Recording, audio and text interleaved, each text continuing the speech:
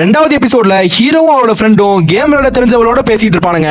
அவன் 3 நாளைக்கு முன்னாடியே இங்க வந்து மாட்டிருப்பா. போன கேம் விளையாண்டதுல நம்ம ஜப்பானுக்கு கால்ல பலமா அடிபட்டிருக்கோம். 3 நாள் கழிச்சு கேம் விளையாடுறதுக்குள்ள காலை சரி பண்றதுக்கு டாக்டரை தேடி அன்னைக்கு ராத்திரியே நம்ம பசங்க இன்னொரு கேம் போறாங்க. அங்கதான் நம்ம ஹீரோயினும் ஃபுல் ஃபார்ம்ல கேமுக்கு ரெடி ஆயிட்டு இருப்பா. 13 பேரோட இந்த கேம் ஸ்டார்ட் ஆகுது.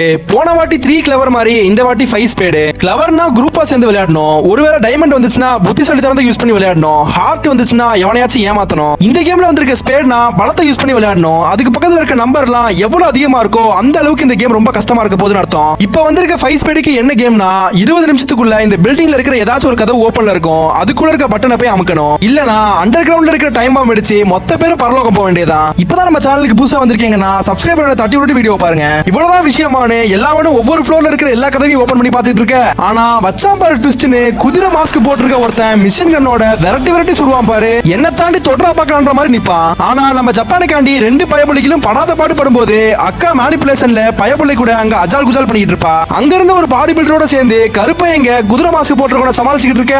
சாரி அடி வாங்கிட்டு இருக்க.